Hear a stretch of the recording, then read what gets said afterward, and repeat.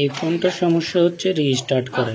এই ফোনটা মূলত ভালো ছিল, শুধু লাইটিংয়ের সমস্যা ছিল। তো লাইটিংয়ের সমস্যার কারণে এক টেকনিশিয়ানের কাছে নিয়ে যায় কাস্টমার। নেওয়ার পরে উনি লাইটিংয়ের কাজ করে। লাইটিং এখন ঠিক আছে, দেখতেছেন লাইটিং আসছে বা গ্রাফিক্সও ঠিক আছে। তো এখন লাইটিংয়ের কাজ করার পরে এই ফলটা আসছে যে সেটটা অন অফ হয়। এটা ফার্স্ট লোগোর মধ্যে বা ফার্স্ট বুটিং যেটা আমরা বলি।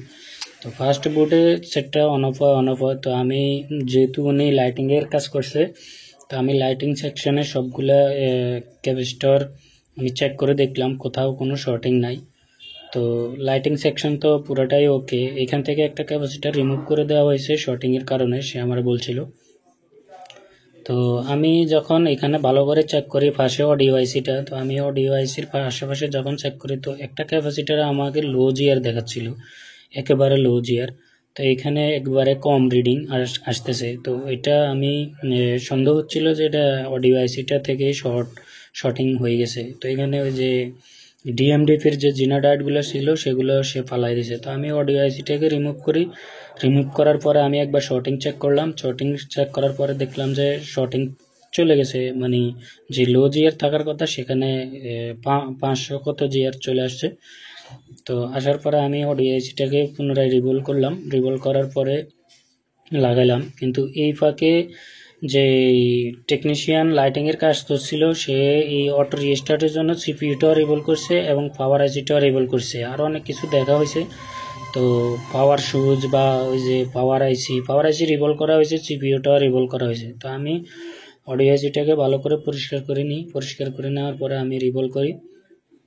রিভলভ করার পরে আমি অডিও আইসিটাকে অ্যাকুরেট করে লাগানোর পরে দেখতেছি যে আমার এই সমস্যাটার সমাধান হয়েছে কিনা। এ ফাঁকে উনি মোবাইলটাকে ফ্লাশও করছিলেন, তো ফ্লাশ কমপ্লিট হয়েছে, কিন্তু শর্টিংয়ের মাঝেও ফোন ফ্লাশ কমপ্লিট হয়েছে, এটাও একটা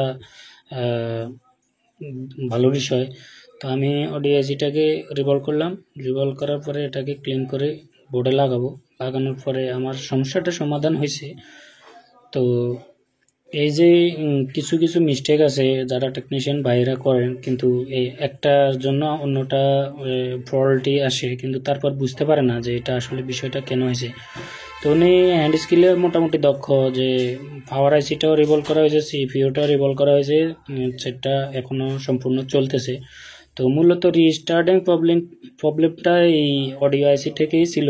তো অডিও আইসির উনি লিকেজ শর্ট ছিল, এখানে 200 কত জিআর আসে বা আর একটু কম আসে, তো উনি বুঝতে পারে নাই।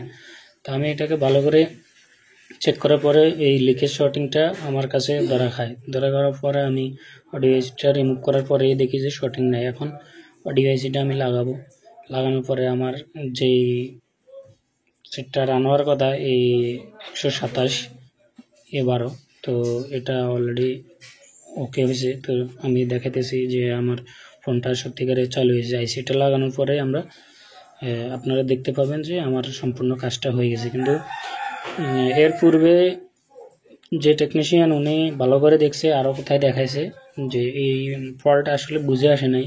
সিপিইউ তো রিভলভ করা হয়েছে, পাওয়ার আইসিটাও রিভলভ করা হয়েছে, এরপরেও কাজটা সম্পূর্ণ হয় নাই। মূলত এখানে লিকেজ শর্টিং থাকার কারণে যে মেন একটা অডিওর যে একটা ওই যে বিটিএসটি ক্যাপ আছে, ওই ক্যাপের দোনো দিকে শর্টিং আসে, যেটা সিরিজে লাগানো। তো আমি চেক করার পরে আমার নজরে আসে, তো আমি অডিও আইসিটা এখন লাগাবো।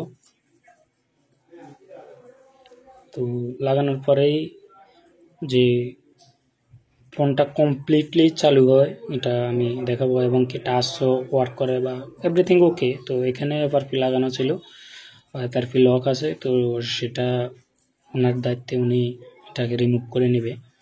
তো আমার কাজ হচ্ছে শুধু আমি সেটটাকে রান করে দেবো। তো এটা অনেক দূর থেকে টেকনিশিয়ান বাই নিয়ে আসছে, উনি আমার কাছে প্রায় আসে। অডিও আইসিটা লাগানো শেষ আমার, আমি এখন দেখি যে আমার চালু হয় কিনা।